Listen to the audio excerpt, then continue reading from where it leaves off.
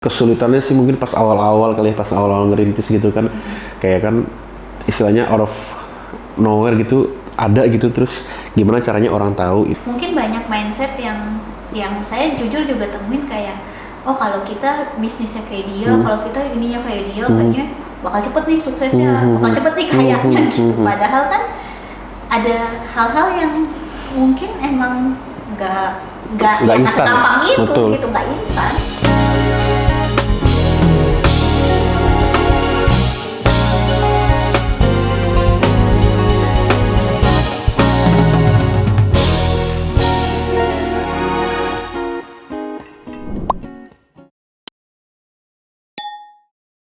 Ya, ketemu lagi di Live Chit Chat. Hari ini kita kedatangan tamu spesial, namanya Bang Prima.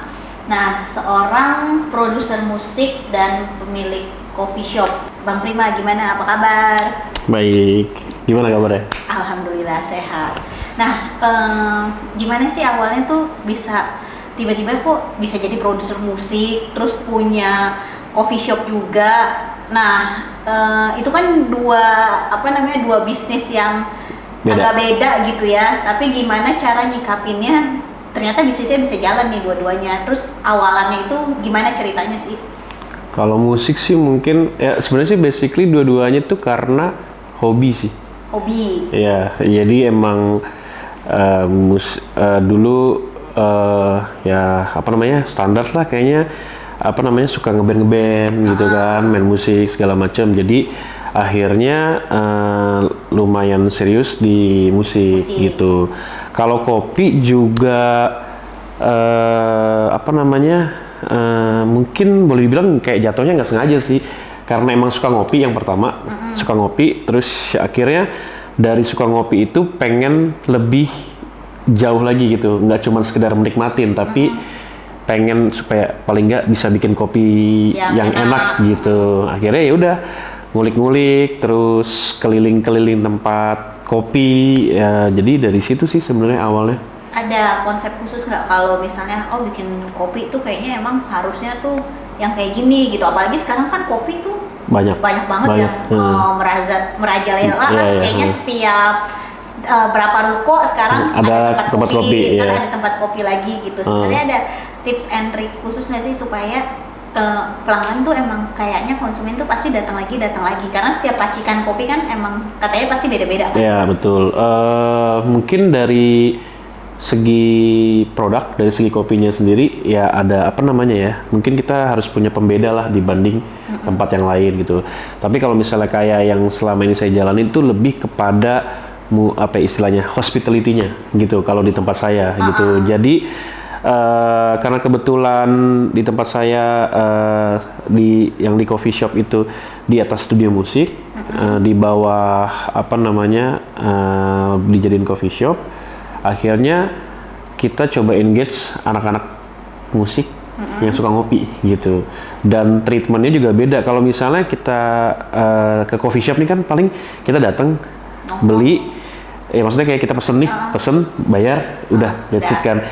Kalau di tempat saya treatmentnya agak beda gitu, jadi kita emang bener-bener kayak lebih dari sekedar cuman penjual dan pembeli gitu. Jadi kita maksudnya kayak bangun hubungan, akhirnya jadi yang apa namanya itu, yang datang jadi kayak komunitas.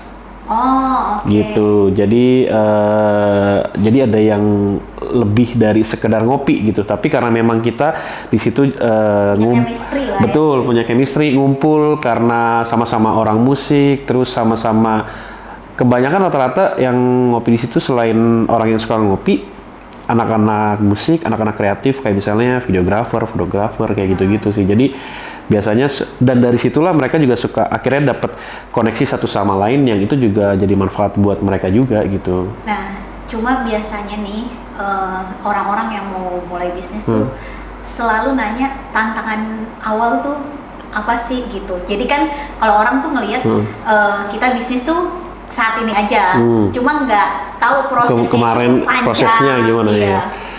Tantangan awalnya apa ya? Yang tantangan awalnya adalah kalau saya ambil contoh misalnya di coffee shop atau kedai gitu ya, di kedai saya gitu, tantangan awalnya adalah sih gimana memperkenalkan apa namanya tempat kita sih itu, dan akhirnya saya selalu percaya dengan yang namanya power apa namanya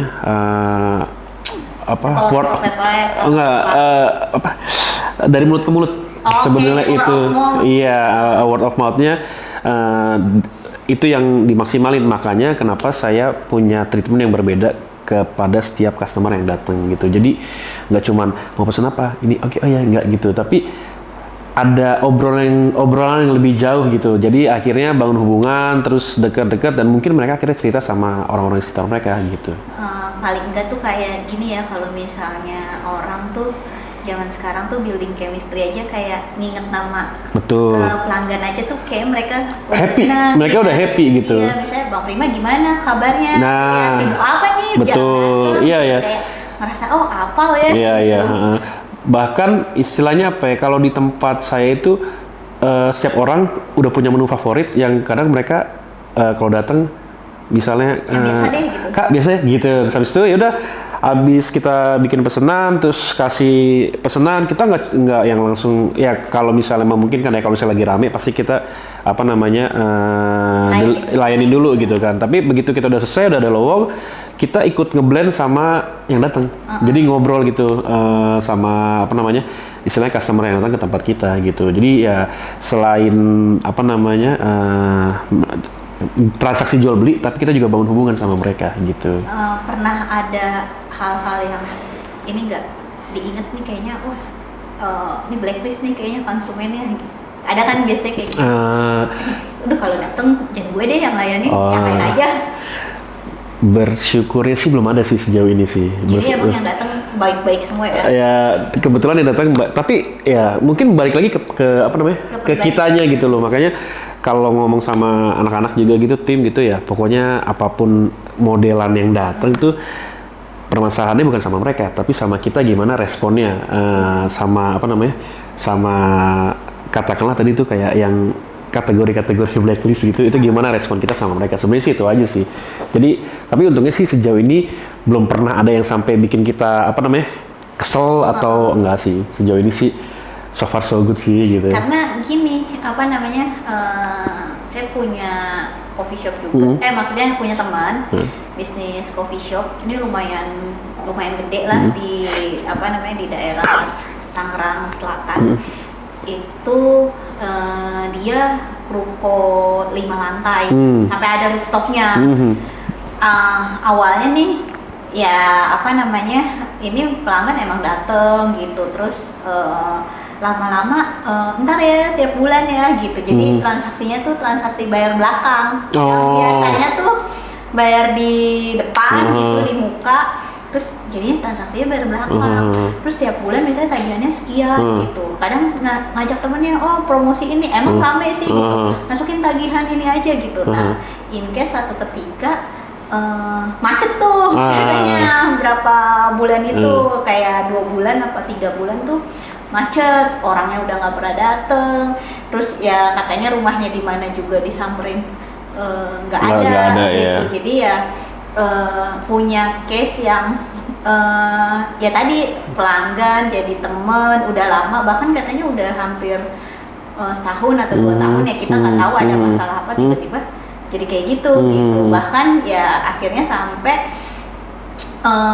apa tuh namanya, temennya ini pokoknya komunitasnya dia tuh jadi kayak udah pokoknya kalau yang ini yang dateng jangan deh. Untungnya sih kalau di tempat saya sih belum pernah ada kejadian yang kayak gitu ya, karena kita prinsipnya adalah betul, satu itu, terus maksudnya it's still business, jadi we treat business as business gitu kan. Jadi jangan sampai karena tadi itu apa namanya relationship atau relasi yang kayak gitu, jadi kita yaudah nggak apa-apa ntar gitu. Jadi kita sih selalu pastikan sebelum apa ya closing semua sudah bayar gitu. Bahkan mau tetap nongkrong nggak apa-apa gitu kalau di tempat saya gitu, tapi sebelum itu harus maaf ya kita mau close dulu nih. Jadi mari kita selesaikan apa yang harus kita selesaikan gitu ya. Sejauh ini sih nggak pernah ada yang kayak sampai kejadian yang kayak tadi sih untungnya. Tapi gitu. sebelum pandemi ada event-event gitu nggak di tempat kopi? Ada. Jadi dulu tuh kita setiap sebulan sekali, setiap Sabtu terakhir itu ada namanya sesi rumahan. Jadi itu kayak ada live session, live music session lah basically gitu. Jadi setiap satu sesi rumahan ada 2 penampil gitu kan. Ya udah main, habis selesai sesi itu kadang siapapun yang datang mau jam session, mau main musik bareng, ya udah kita main musik bareng gitu. Tapi itu sebelum pandemi. Jadi kayaknya cozy banget ya emang tempatnya. Iya, jadi emang makanya mungkin itu yang jadi pembeda kali ya. Selain dari produk, maksudnya selain dari produk, tapi dari kita treatment ke customer itu gimana sih Ya, gitu. Kita kesulitannya apa? Maksudnya selama ngejalanin bisnis gitu. Kesulitannya ya. Iya. Kesulitan ya apakah mungkin ekspansi atau apa? Kesulitannya sih mungkin pas awal-awal kali ya, pas awal-awal ngerintis gitu kan.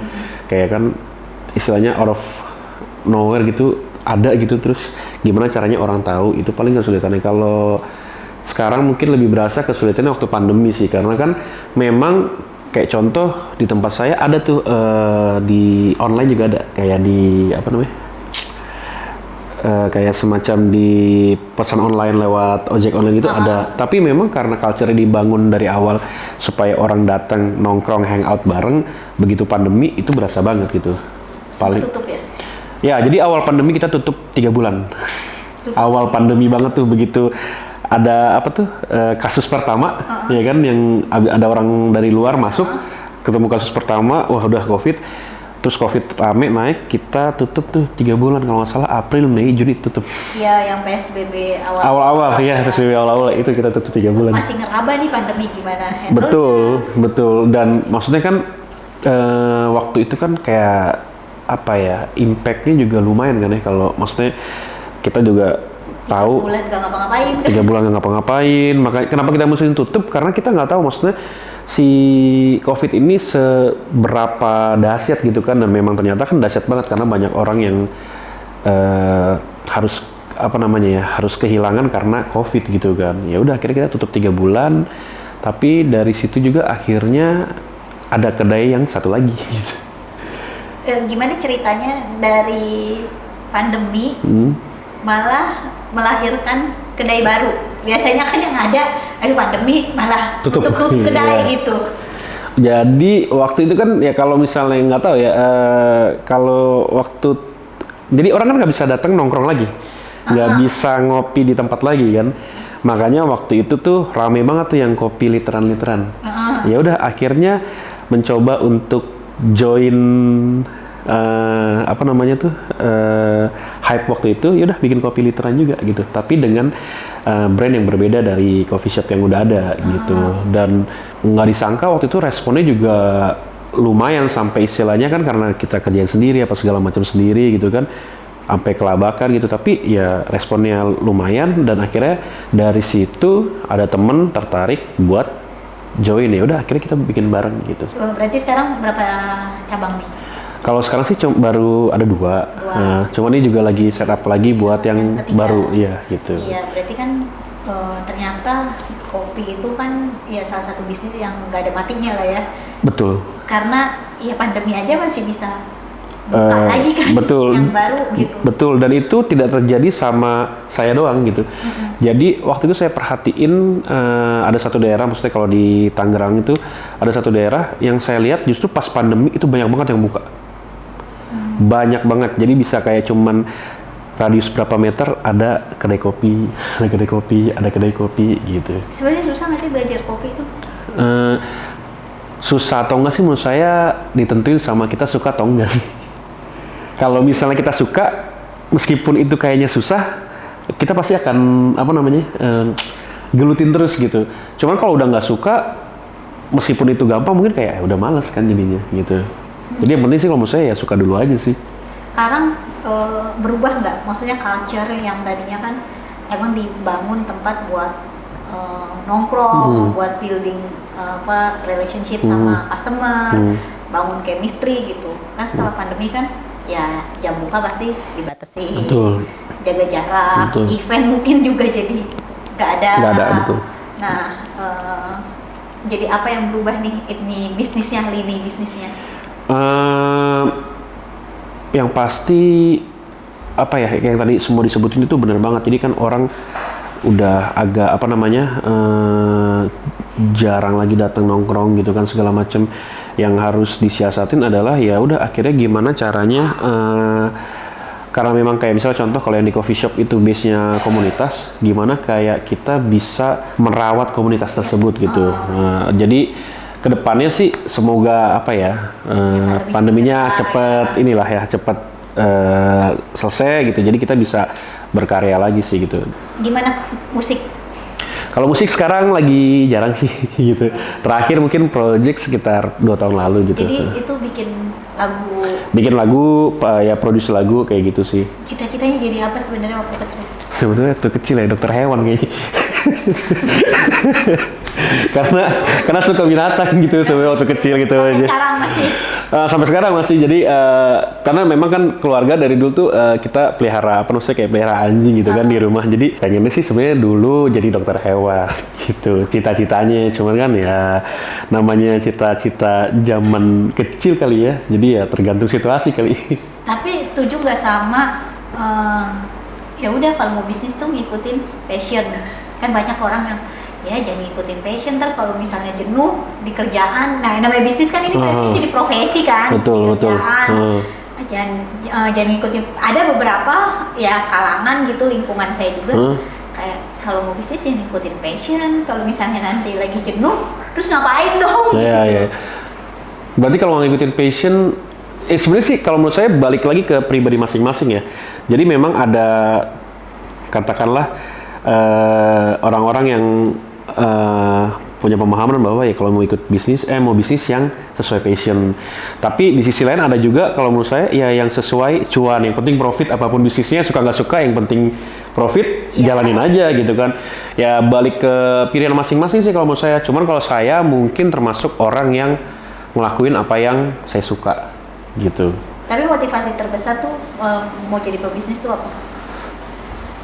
Motivasi terbesar ya? Kalau saya nih ya, motivasi terbesar itu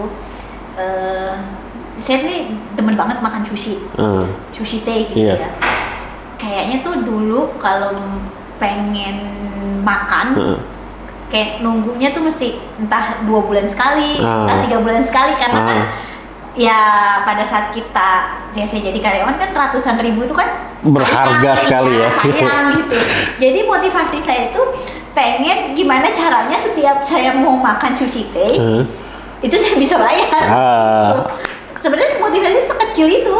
Kalau saya mungkin motivasinya adalah saya nggak bisa, begini ya, saya termasuk orang yang tidak bisa, bukan tidak bisa sih, kalau rutin tuh saya jenuh. Maksudnya, karena saya dulu sempat ngantor juga, jadi suka sama rutinitas yang kayaknya itu betul. Jadi waktu itu saya pernah kerja di perusahaan, salah satu perusahaan, saya pegang bagian e-commerce gitu kan. Ya udah kan Monday to Friday 9 to 5 gitu kan ya, di depan komputer segala macam gitu. Itu saya kayak apa ya, aduh nggak betah gitu segala macam. Bahkan saking bosennya saya, jadi kan waktu itu saya di head office, di bawahnya ada showroomnya gitu kan. Jadi kadang saya bisa jalan aja ke showroom gitu, jalan muter. Meskipun ya sekarang kayak misalnya di kopi ya rutinitasnya adalah bikin kopi apa segala macam. Tapi banyak ketemu orang. Banyak ketemu orang, terus nggak yang bikin kopi dari jam 9 pagi sampai jam 5 bikin kopi terus gitu kan. Tapi banyak ketemu orang, bisa ngelakuin ini, bisa ngelakuin ini.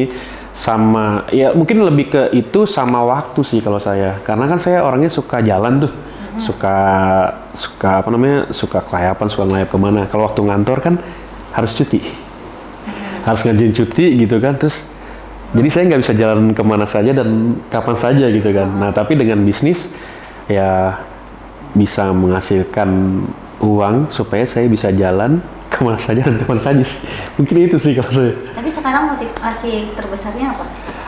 Saya pengen sih di bisnis yang saya lakukan itu bisa jadi apa istilahnya, bisa jadi pintu rezeki juga buat orang lain sih gitu. Karena kan dengan kita buka lapangan pekerjaan, apa sih, buka bisnis, ada pekerjaan, ada kesempatan orang untuk bisa kerja di situ, gitu sih. Perpanjangan rezeki lah. Betul, dan karena memang apa namanya, saya juga suka apa ya, sharing gitu, makanya saya pengen tuh bisa berbagi apa yang saya tahu gitu, apa yang saya punya gitu. Jadi kan kebanyakan kayak misalnya contoh anak-anak bar saya itu tadinya zero knowledge gitu tentang kopi. Jadi saya nggak pernah yang kayak kalau mau kerja di coffee shop saya harus udah jago gitu, enggak. Even yang penting nggak punya basic, tapi syaratnya adalah ya balik lagi mau belajar dan suka juga gitu. Kan nggak mungkin mau bikin kopi kita jualan sesuatu. Kalau saya pribadi gini, misalnya bikin kopi kita harus coba dulu nih, oke nih kopinya enak nih, baru kita bisa serve ke customer misalnya gitu. Kan nggak mungkin kita nggak suka, nggak mau nyicip, tapi kita jual, kita nggak tahu nanti rasanya enak apa enggak gitu kan.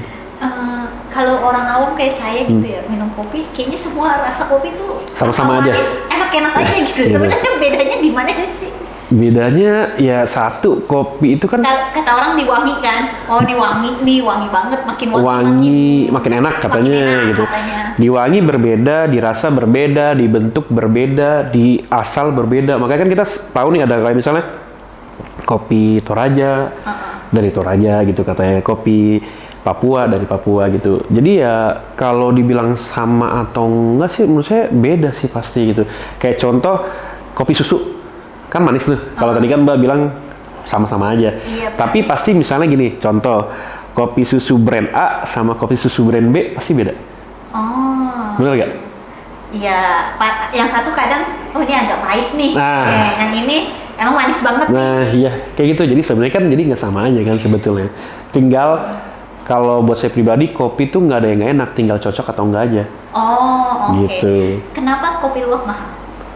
Kopi luwak mahal gitu. Mungkin karena prosesnya gitu, apalagi kalau misalnya katanya yang dari luwak liar,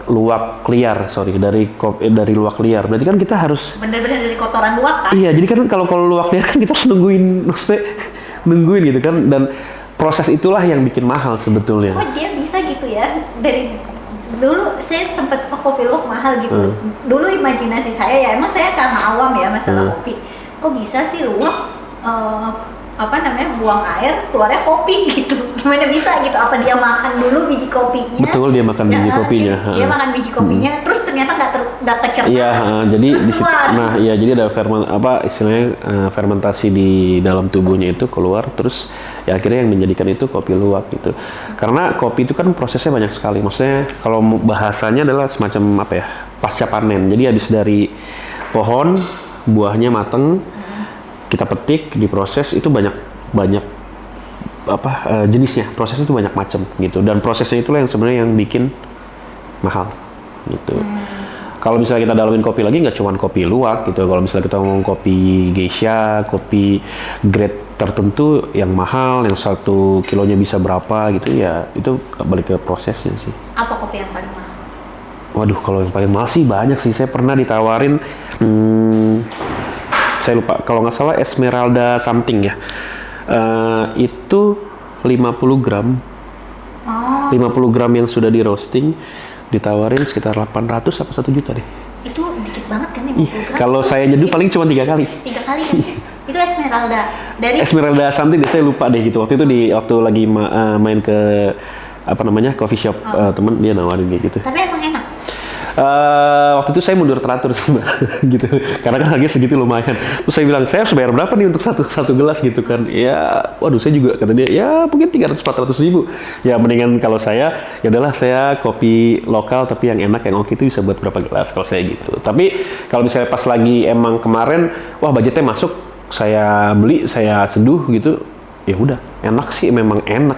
Kalau buat saya pribadi itu berasa banget bedanya gitu. Kayak clean-nya, terus rasanya, aromanya itu beda banget gitu. Sampai akhirnya temen saya kasih coba, dia sampai geleng-geleng sih, wah ini gila nih kopi beda banget gitu, karena ya emang mungkin ya kualitasnya bagus gitu. Gitu sih. Jadi itu kopi yang paling mahal tuh? Yang pernah saya tahu. Tapi nagih nggak? Secara lidah nagih, secara dompet enggak sih. Secara dompet perih mungkin. Jadi ya sesekali boleh lah gitu. Ada tips nggak buat yang mau buka kedai kopi gitu?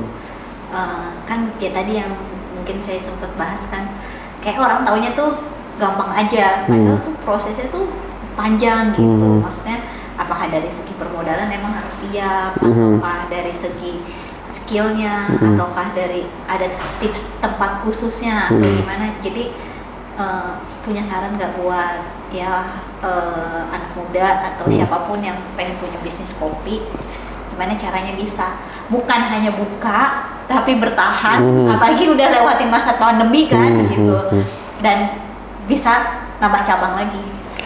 Yang pertama ya, kalau menurut saya pribadi, saya mungkin cuman bisa sharing apa yang saya udah alamin ya dan saya jalanin. Harus suka dulu gitu, karena kalau nggak suka otak kita mungkin akan stuck gimana kita bisa berkreasi dengan kopi gitu kan. Jadi yang pertama kalau menurut saya harus suka dulu, tekunin. Yang kedua networking, berrelasi, karena kayak misalnya semua usaha saya itu nggak ada yang saya lakuin sendiri gitu. Jadi semuanya berpartner dengan teman-teman yang memang sama-sama suka kopi, sama-sama pengen maju di bisnis dengan kopi gitu kan. Dan karena saya yakin dan percaya, kan saya kebetulan suka traveling juga ya. Ada yang bilang kalau mau cepet jalan sendiri, tapi kalau mau bisa jalan lebih jauh jalan bareng-bareng. Makanya dari semua bisnis saya nggak ada satupun yang saya lakuin sendiri gitu. Jadi ya saya berpartner dengan orang-orang yang sevisi sih paling nggak gitu. Nah, banyak anak muda tuh yang pengen itu instan. Ya kalau yang lagi ngehits tuh sekarang tuh ngelihat orang pamer di sosmed, wah pengen nih kayak ini gitu. Tapi kan nggak tahu prosesnya gimana, nggak taunya kena tipu gitu kan. Ya kita sebut misalnya ya aplikasi yang kayak viral lah gitu. Katanya trading, ternyata judi gitu ya. Kita sih nggak menyalahkan korban juga sih ya. Maksudnya kan dalam artian ya mungkin para afiliatornya juga menjanjikan iming-iming kelasnya atau gimana kan kita nggak paham. Cuma mungkin banyak mindset yang saya jujur juga temuin kayak, oh kalau kita bisnisnya kayak dia, kalau kita ininya kayak dia, kayaknya bakal cepet nih suksesnya, bakal cepet nih kayaknya gitu. Padahal kan ada hal-hal yang mungkin emang nggak gampang itu gitu, nggak instan. Kalau menurut saya pribadi gitu ya, saya nggak percaya sih sama yang instan-instan kayak gitu. Bahkan istilahnya mie instan sekalipun kan butuh proses kan. Kita masak, manasin air, buka, terus bumbunya kita harus tuang segala macam. Masaknya berapa lama gitu, proses kan. Nggak ada yang kayak set langsung jadi gitu kan. Ya sampai istilahnya ibaratnya apa ya, Candi Prambanan juga harus dibangun semalaman gitu kan. Meskipun ya jadi nggak ada sih yang namanya instan proses langsung jadi, itu menurut saya nggak ada, sama sekali nggak ada. Jadi kalau misalnya kita mau sampai di level tertentu ya harus jalanin prosesnya gitu. Kayak apa ya, kebetulan saya suka naik gunung gitu kan, untuk sampai puncak nggak bisa tuh langsung, harus mulai dari bawah, dan dari bawah ada aja gitu jalurnya gitu kan, treknya gitu, berat lah, susah lah, belum lagi nanti kalau misalnya hujan lah, atau misalnya ketemu binatang apalah gitu. Jadi instan nggak ada sih. Jadi kalau misalnya memang mau pengen hasil yang instan, menurut saya mending nggak usah, karena semuanya perlu proses. Kalau saya tuh tipe orang yang kalau mau bisnis tuh ya banyak sih yang bilang kayaknya kolot banget sih nih, kok masa kayak gitu. Tipe orang kalau mau bisnis tuh harus ada bentuknya. Betul. Jadi kayak ya even saya ikut seminar atau apa, itu kan jasa gitu, ada bentuknya. Betul. Ikut workshop, training, dikirimin video kan ada bentuknya gitu. Jadi kayak harus ada sesuatu tuh yang nyata gitu. Kalau yang ngawang-ngawang gitu tuh saya emang kayaknya bisnis saya tuh masih yang konvensional aja, nggak yang yang ngikutin perkembangan zaman. Orang sekarang bisnisnya kesini gitu. Nah, sebagai yang sama-sama kita juga ibaratnya berkecimpung di dunia bisnis gitu, ada nggak sih hal yang sesuatu yang namanya kita pebisnis kan kegoda ya, kayaknya ini keren nih gitu, pengen nih coba gitu, tapi sebenarnya kita juga nggak passion gitu, atau emang sesuatu yang sekiranya yang kelihatannya jauh banget tapi pengen dicoba juga gitu. Kalau saya balik lagi tadi kepada hal yang tadi mungkin harus suka ya. Iya, Mbak Agi udah sempat mention kan harus suka gitu kan. Jadi kalau ada sesuatu kegoda gitu, nggak, kalau saya pribadi nggak apa-apa sih kegoda asalkan suka sama godaan tersebut gitu kan. Tapi kalau misalnya nggak, cuma semata-mata profit gitu kan istilahnya, kalau saya lebih baik enggak gitu, karena memang saya kan tipe yang lakuin apa yang saya suka gitu, dan fokus sama apa yang sedang kita kerjakan gitu, karena kan ya ada yang bilang kan rumput tetangga lebih hijau gitu kan, tapi ya ya ternyata sintetis gitu kan, mendingan kan organik gitu kan. Kalau saya sih mungkin lebih kayak gitu sih, nggak apa-apa kalau tergoda, yang penting suka gitu kalau saya, karena kalau nggak suka nanti itu akan menghalangi otak kita untuk berkarya sih kalau menurut saya. Nah ini emang relate sih ke yang apa yang harus disuka, karena saya sendiri pun jujur sekarang kan misalnya tiap bulan ngeluarin produk baru. Kalau dulu sebelum pandemi enak gitu, mau nongkrong di mana, mau kemana gitu, emang senengnya jajan. Nah dari jajan itu kayaknya bisa nih kayaknya dibikin produk, ya mungkin diinovasiin. Emang senengnya jajan gitu. Jadi ketika orang tanya, kok bisa sih produk ini keluar lagi? Ya karena emang basicnya tuh seneng jajan. Iya. Dari seneng jajan dapat inspirasi untuk dapet inspirasi. Ternyata tuh orang sukanya ini, ternyata ini. Ya bahkan apa yang orang lain belum viral biasanya udah datang duluan. Udah datang duluan gitu. Jadi udah ini enak nih kayak gini. Atau bahkan ada, ya sekarang kan namanya di Jakarta brand luar kan banyak masuk kan. Ya sekiranya di brand luar, ini dari sini nih gitu. Ya udah didatengin duluan. Emang kalau ditanya kenapa basicnya bisa punya ini punya brand ini, emang karena seneng jajan. Dan apa yang saya keluarin produknya itu emang apa yang saya suka, emang apa yang saya pernah coba dan makan. Jadi kalau misalnya emang saya nggak suka, nggak keluar tuh produk di tempat saya. Setuju sih, karena kayak misalnya contoh, ya mungkin karena saya juga kebetulan suka jajan, suka makan gitu kan. Pasti ada kita sering tuh kayak, mungkin kalau kita merekomendasikan satu makanan, tempat makan atau jajanan ke orang lain, mereka akan lebih percaya sama orang yang udah dikenal dan yang udah nyoba kan, gitu. Jadi misalnya kayak contoh, di sini tuh ada ayam goreng enak loh gitu segala macam. Gue udah coba enak banget segala macam. Pasti orang itu akan lebih lebih tertarik gitu, karena yang ngasih tahu yang yang dikenal, terus yang udah coba juga gitu. Ya makanya balik lagi sih, harus dari apa yang kita suka sih. Kayak sekarang contohnya tadi kan Mbak sempat mention kopi bisnis yang nggak akan mati lah istilahnya gitu kan.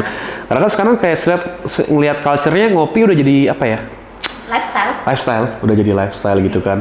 Entahlah style-nya apapun, mungkin nongkrong, terus mungkin cuman buat fits atau apapun gitu kan, atau emang suka gitu, terlepas dari apapun style-nya, itu udah jadi gaya hidup gitu kalau sekarang ngopi gitu kan. Dan ya sampai kapanpun ya berarti orang akan tetap cari itu gitu. Iya, ngopi itu jadi lifestyle ya. Sekarang kan tempat kopi banyak, dulu kan banyak orang sambil minum kopi, nyeduh kopi. Sekarang dulu kan di kantor gitu kan, ya belum ada sosmed, nyeduh kopi di kantor. Sekarang ya kalau tempatnya bagus, nongkrong misalnya industrial, gaya industrial, bagus nih ya, pos.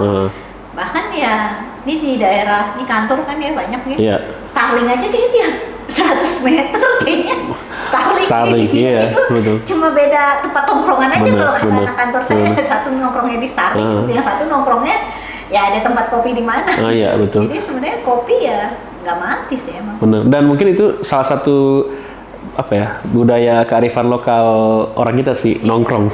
Jadi itu udah jadi satu, pokoknya selama nongkrong belum mati, kopi atau apapun yang bisa jadi tempat nongkrong tidak akan mati juga sih. Bener, kan pernah hidup di luar kan? Betul. Maksudnya pernah hidup di luar. Dan kan kalau budaya orang luar kan biasanya party, ada acara apa, invitation, biasanya diundangnya kan, ya udah ntar malam ada party di tempat ini gitu. Kalau sekarang kan nongkrong yuk gitu. Iya, benar. Kalau di luar kan jarang nongkrong, ngapain gitu. Betul. Karena kalau misalnya contoh karena tadi sempat mention juga kayak sempat di luar, budaya ngopi di luar tuh justru beda banget. Gimana? Kayak misalnya kalau sekarang kan kita ngopi tuh nongkrong. Iya. Kalau mereka memang ngopi tuh udah jadi kebutuhan harian tubuh. Iya, jadi kayak misalnya contoh kalau waktu saya biasanya pagi misalnya mau ngampus gitu kan segala macam, ya udah kita nunggu di entah kedai, entah coffee shop apapun, nunggu gitu kan, pesen, set, ambil, sambil jalan, sambil pergi gitu. Bahkan beberapa kayak misalnya yang istilahnya bule-bule gitu kan, udah espresso, minum, jebret, tek, taruh, dia pergi kantor gitu. Iya, emang balik lagi beda culture. Kalau di sana mungkin memang ngopi karena kebutuhan, kalau di sini karena ya ada nongkrongnya, ada hangoutnya sama teman-teman, jadinya ngopi gitu. Dan akhirnya dari situ mungkin akhirnya orang udah terbiasa konsumsi kopi, jadi wah nggak bisa nih kalau nggak ngopi gitu. Lebih nyaman tinggal di mana? Menurut saya sih nyaman-nyaman aja dua-duanya, mau di luar mau di sini gitu kan.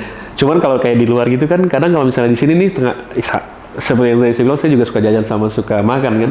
Kalau lagi tengah malam gitu kan, lapar gitu kan, aduh kalau di sini enak kan. Kalau apalagi sekarang tinggal buka HP, datang. Kalau enggak, kalau di rumah saya kan komplek gitu kan, masih ada tukang nasi goreng, masih ada tukang ketoprak ya kan, tinggal keluar jalan naik motor jajan. Kalau di sana tengah malam lapar, ya udah lapar aja gitu. Maksudnya nggak ada ya kalau online gitu nggak ada. Kalau waktu saya di luar tuh belum se-hype sekarang sih, maksudnya untuk aplikasi online gitu. Jadi mungkin tahun-tahun terakhir saya masih di sana, terus saya sebelum balik ke Indo itu baru mulai tuh kayak, kalau di luar mungkin ada kayak Uber Eats yang kayak semacam itu baru. Nah kalau di sana ya either kita effort keluar nyamperin restorannya, atau kalau ada makanan apa di kulkas, kalau nggak ada apa-apa ya udah. Saya sih waktu itu pasrah aja di kamar, ya udahlah lapar aja lah, ya udahlah gitu. Udah gitu aja sih kalau di luar gitu. Kalau sekarang kan maksudnya kalau di Indonesia tuh lebih gampang lah untuk kayak gitu. Jadi Mas Prima ada yang mau disampaikan lagi? Belum kita close pembicaraan hari ini. Apa ya? Ya pokoknya kalau misalnya emang mau mulai bisnis, kalau pengalaman saya mulai dari apa yang kita suka, fokus, jangan gampang tergoda sama rumput tetangga gitu kan, karena sebetulnya kalau mau ngejar yang enak-enak dilihat nggak akan ada habisnya gitu. Jadi ya udah fokus sama apa yang kita suka dan kita kerjain, udah sih paling itu aja sih.